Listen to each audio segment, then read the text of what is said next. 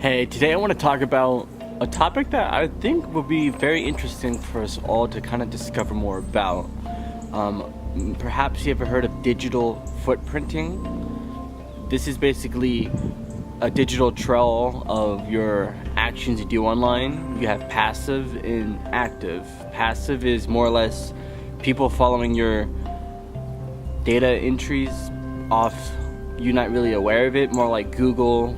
Any big company like that does that for advertising purposes, but what I want to discuss today is much deeper than that and much more, I think, vital to really understand, because I think it will forever change your perspective. I hope so.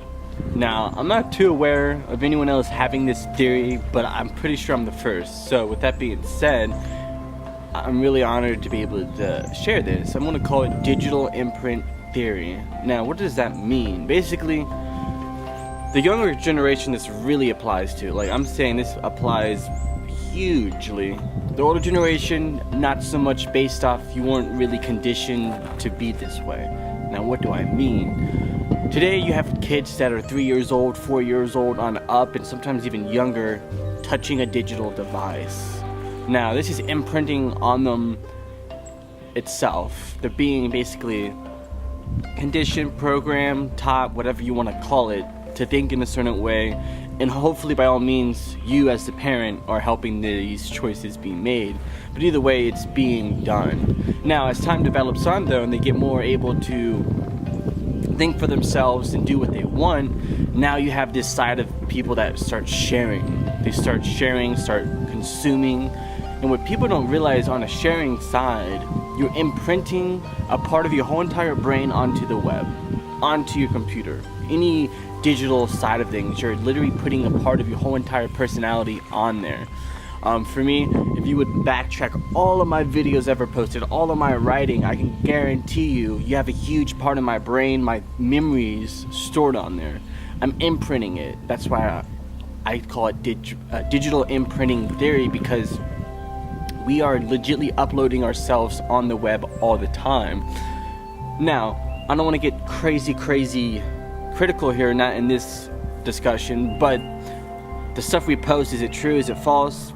That's a whole other topic in itself, but that also is showing someone's character. If they're posting stuff they don't believe in, posting stuff that isn't necessarily true, this is actually imprinting a part of their more or less character on the web.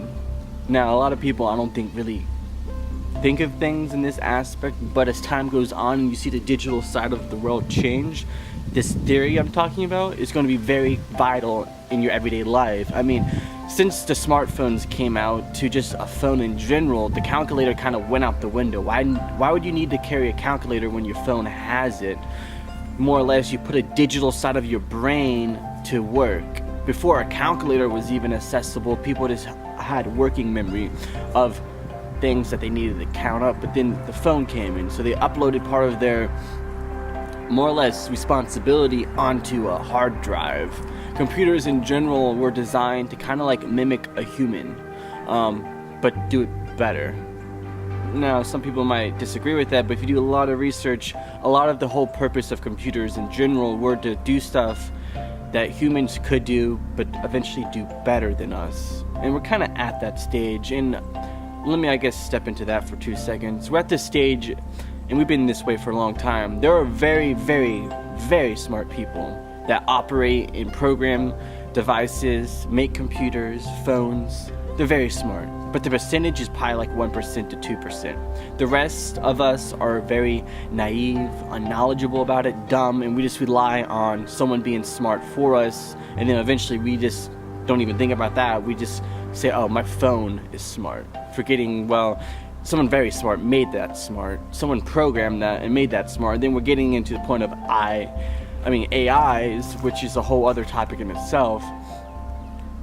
But the key point is, within the theory, the younger generation, including myself, we're able to basically upload so much of our personality, so much of us on the computer, that in a lot of aspects we're basically having a live us all the time. As for example, this video, once I post it and publish it, a part of me, a part of my perspective, a part of my whole entire being will forever be online unless something takes it down. But for the most part, nothing should ever take that down. That's kind of how the web's designed. You have very secure backups to make that not really happen. In a lot of aspects, the imprint theory or digital imprint theory that I'm referring to, a lot of people are very much so looking into, I don't think they call it this necessarily, but the human mind is very forgetful, very unreliable, very just not too great once you really get down to it compared to a software or a program that has working memory that just always remembers when it's commanded to. Always. There's no flaw in it, really. And if there is, slowly the kinks are worked out until it's a perfect working machine. I think this shouldn't scare us, but it should, I guess. And the reason why I say it shouldn't scare us is I think it's good to be aware of this, that when I share something, when I say something, I'm sharing a part of my soul, a part of my perspective, and it matters. That side of things should really matter. When it comes to like the whole passive side of what people already basically invented, the digital footprinting, I think that's a little in that middle zone gray area, because why do you want people tracking your own history or knowing your basically your moves to basically advertise and make money off you, potentially use it in other areas? You already have this definitely very well known. People check people's profiles Facebook wise to basically screen them. This whole theory I'm referring to is becoming more and more popular because it is a very useful tool, but I'm not really wanting to camp on that too much today, and this video is already getting a little long, but I want to just really camp on the whole concept of your whole digital side of you is a part of you. And if you're posting stuff that isn't you, I'm sorry to say, why do that? That's just showing a characteristic on yourself that's just more or less not cool. Now, I can say this, the media does this all the time. They just try to manipulate to control, but that's their character that's showing. You've seen a personality trait within that individual, whoever's behind that. If it's a group, you've seen a very huge personality characteristic that's being shown, and that's what should be known about them, to the point, you have people say, well, it's fake news. No one's going to be perfect on the human side. On the digital side, no one's perfect. The digital is only as good as we make it. But I think it's very, very crucial that we understand that a whole part of us is being uploaded each time we share something, each time we like something, each time we walk something. We're being imprinted. Go back to like kids nowadays. They're being imprinted with stuff, just consuming them, but eventually they start pushing that out. I wonder what your intakes are on this. I think it's quite fascinating, to say the least. Those who are very open, I like to think of myself as pretty open. I don't really care too much. The older I get, I actually don't care at all what others think of me. I own my own actions. I'm accountable to what I do, and if you hate that, well, we can have a conversation and I can explain my actions. If you didn't understand them, I will always be able to explain them, and if I can't, I'm in the wrong, because I shouldn't be sharing stuff that I cannot explain, but neither should you.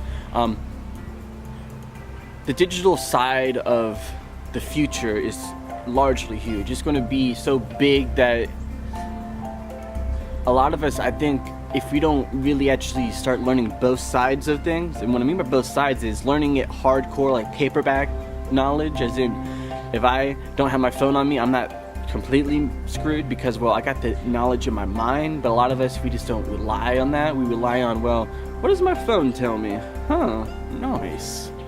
That's making us lazy and stupid. There's a lot of people, that say, back in the day, how did history kind of like continue on? How did people even know history? People had such good memories back then because they had to, like crucially had to, that their mind just adapted to actually remember. It literally adapted to know, hey, this is important, I should remember this. We're so consumed on the digital side of things that we don't have this happening.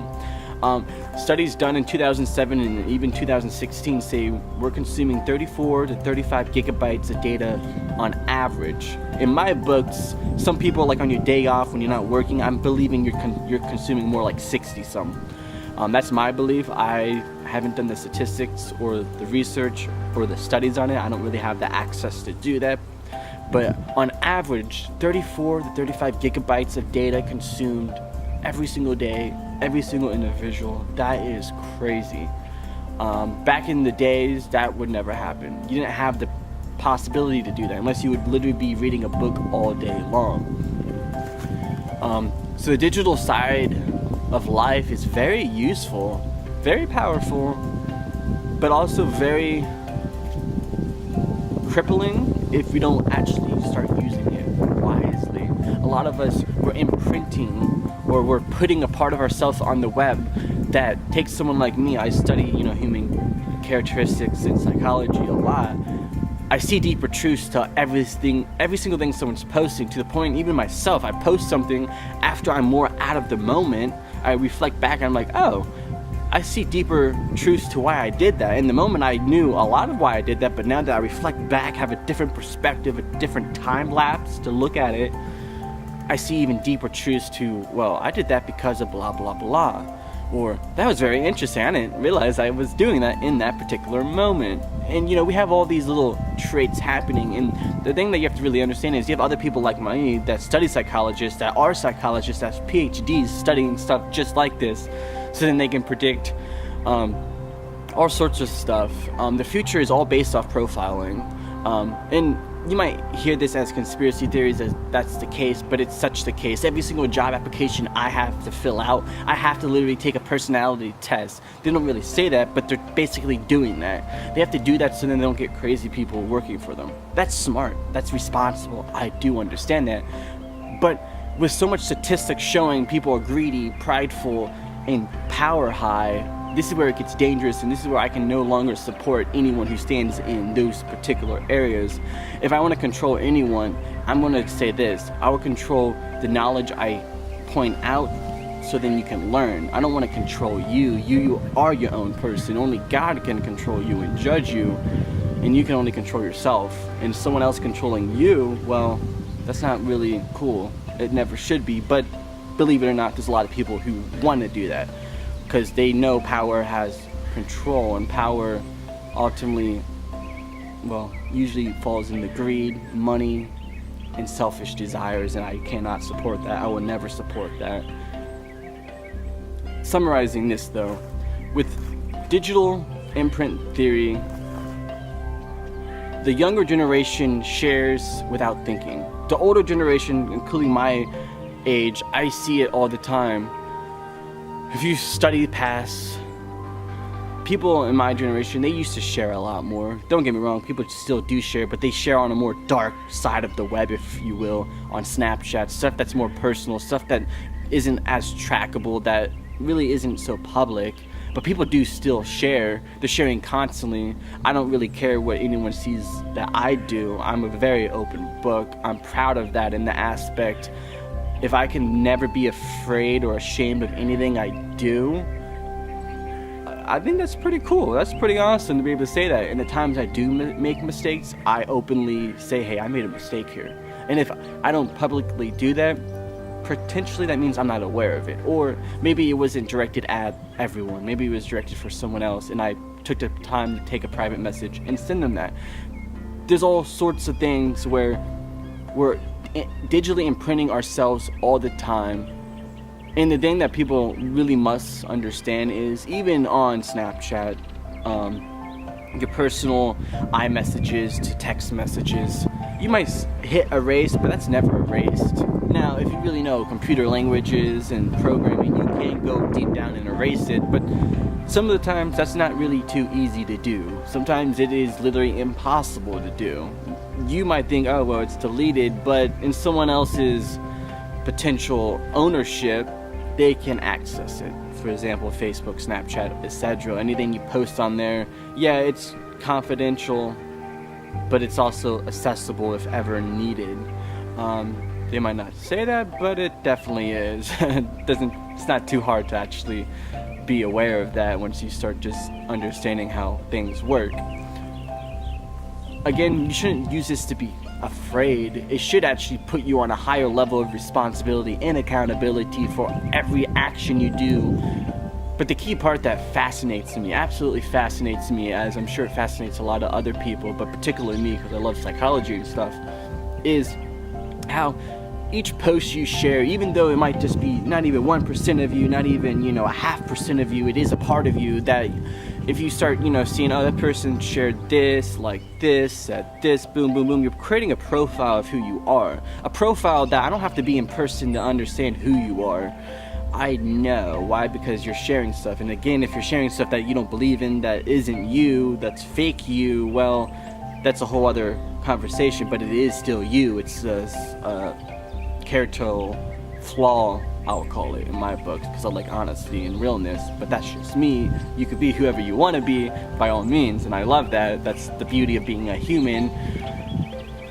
In this theory I'm referring to, I already said this once, but as time develops on, you're going to see how true this is.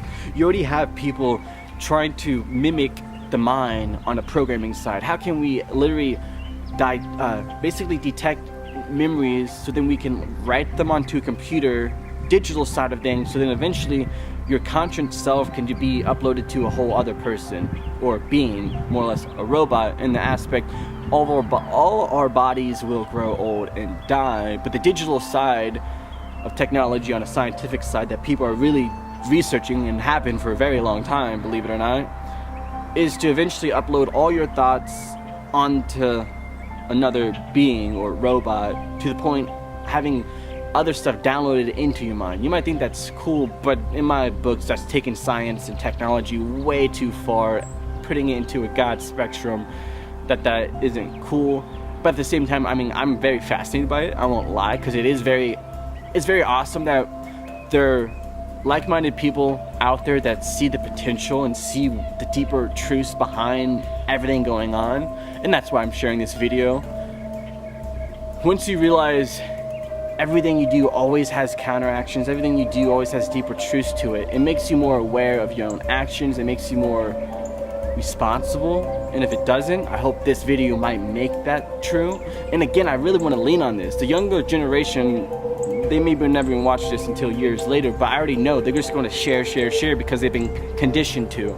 My generation, to the older folks, you guys hear stuff like this and you're just terrified and freak out and you don't share, but you guys have to realize you're the leaders, you're the teachers, you're the people who actually help shape what those younger kids are seeing. If you never share nothing, never post anything meaningful, they're just consumed by nonsense the majority of the time. So I hope if you hear this and you're freaking out, you choose to say, well, wow, I have a digital tool at my accessibility. I have this mind of mine that does have memories, that does have wisdom. Let me actually upload that onto a digital site, because once it's uploaded onto a digital site, it's there kind of forever. And again, I'll state this. A lot of who I am, a lot of my past self, sometimes even my future self, is all digitally uploaded already. You just haven't read it or watched it. Some of you have, but the majority hasn't. For me, it's very cool to actually be aware of this, that I know if I ever would die or if I would ever just go away, I'm still alive. I'm still very alive in that aspect. I left stuff that is very crucially vital, and once I pushed pause on this record, lifetime was captured and now it's stored into a data file. I find that amazing. I find the potential in that just, it's really cool. And a lot of other people do. With digital imprint theory, I hope we all learn this theory more, because I know this theory I'm referring to, other people probably have a more scientific theory name to it. I just haven't run across it besides digital footprinting.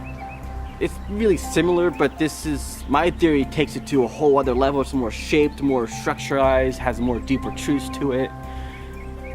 And I know the future will definitely have a theory that I'm referring to, probably called digital imprint theory. Hey, thank you.